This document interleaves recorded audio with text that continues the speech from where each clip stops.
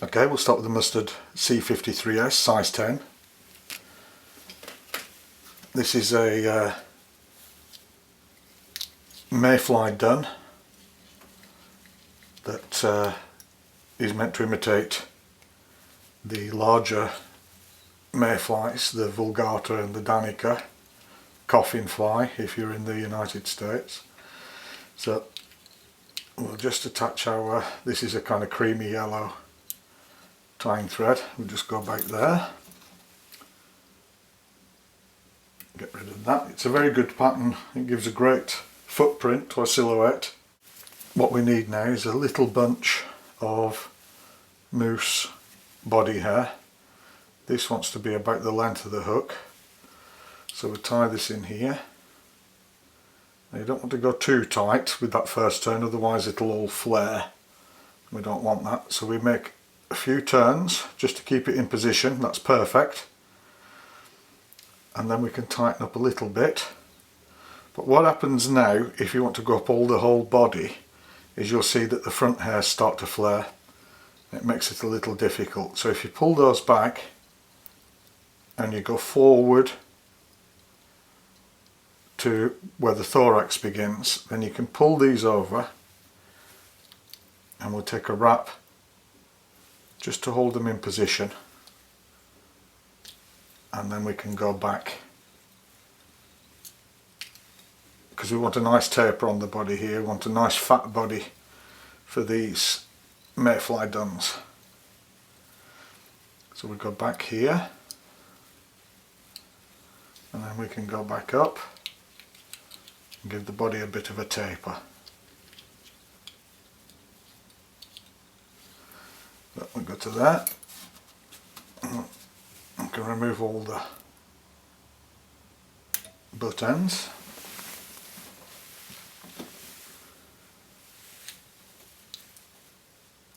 Just open my thread up, and then we can just taper the body. Not so tight again. There we go. That's it. That's perfect. And we want to go under the tail,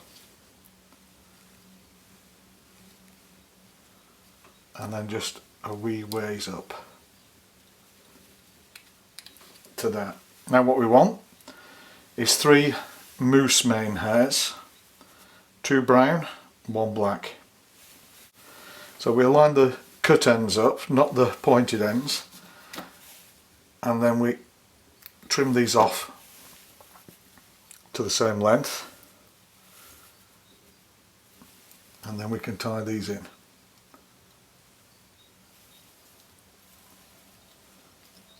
I go back down into the tail base,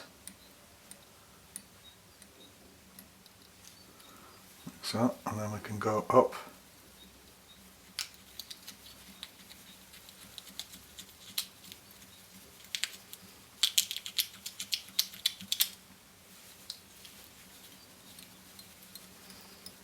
try and get that taper of the body so it gets chunkier as it goes up to the thorax. That'll do as a treat. First turn in.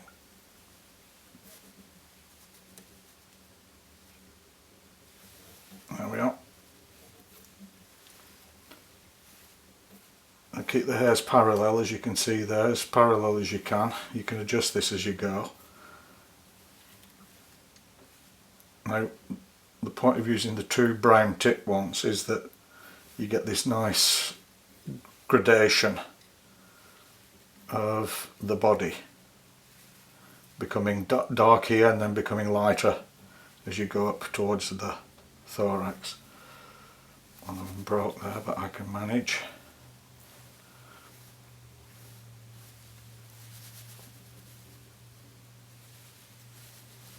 Yep, then we wind this back.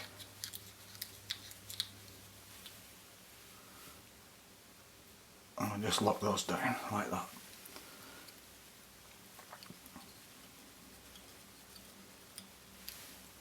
Okay, just get rid of these.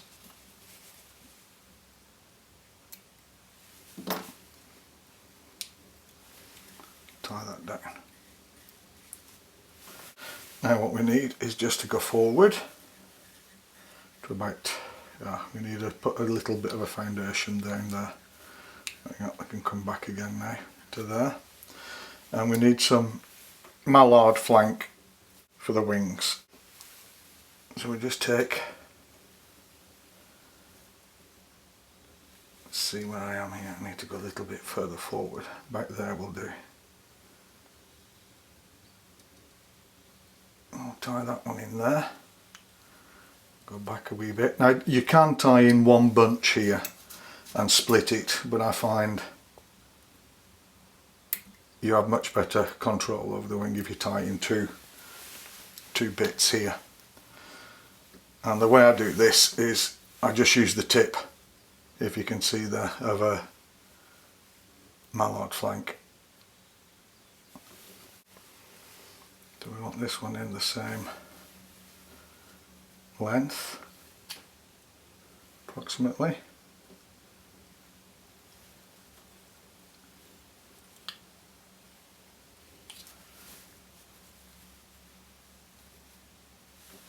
Yeah. This gives a really nice silhouette when the big mayflies are on the water. Get rid of that. Tie this ends down, go forward, and then we'll just pull all this up and build up a little foundation in front,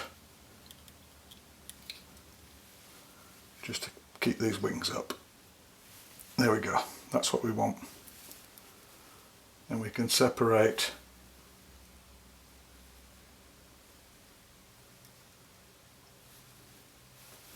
the two.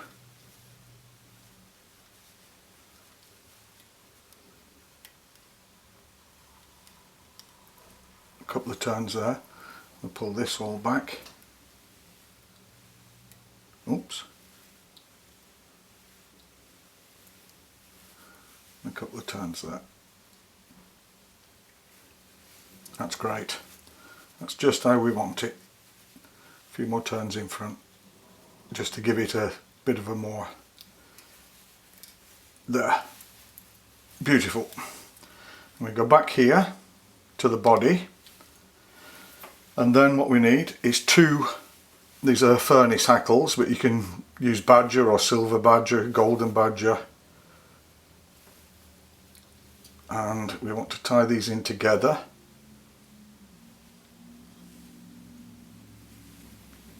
Just back here. Try and keep them together as much as you can. There we are. And then I'll just trim off these ends, make them a little shorter, bend them up, and I'll tie these down. Excellent. Go back to there.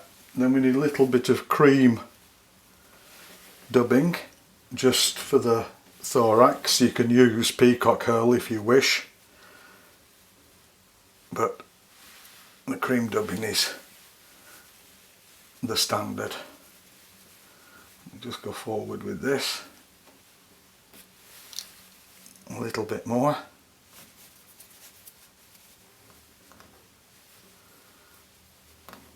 When I was tying these earlier today, I managed to pierce my thumb right back into the hook point. There we go, to there. Wind that up, tighten it up, and then we can go in front of the wings just to hold them up and go forward. There we are. Then we want a hackle plier on both these hackles at the same time.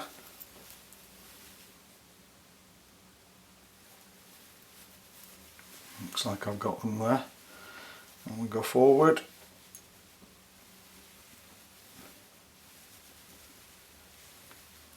Oops.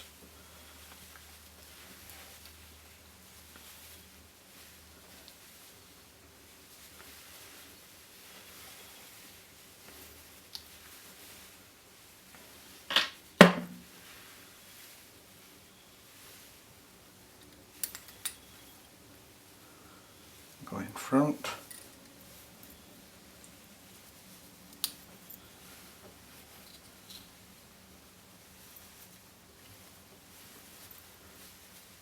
Tie them off.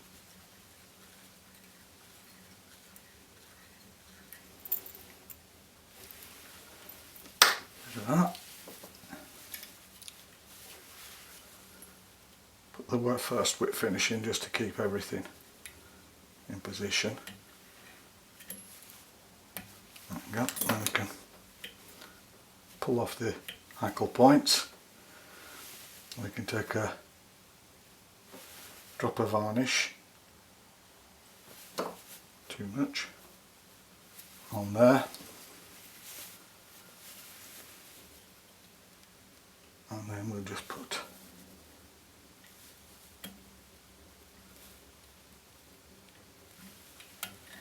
and we'll finish in there, tighten everything up, remove that, and then I just have to finish it off by trimming the hackle, which I have to take it out the vise for.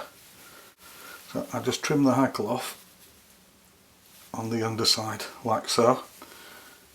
It doesn't have to be super precise because this gives a little indication of legs, but you can see how that's looking from the front with the wings, and then I'll just bang it back in the vise from the side and above. And it's a lovely little pattern. If you want to even the wings out, what we do is we open our scissors like this. If I can do it from here, and we place the points of the wings and we just pull them off like that.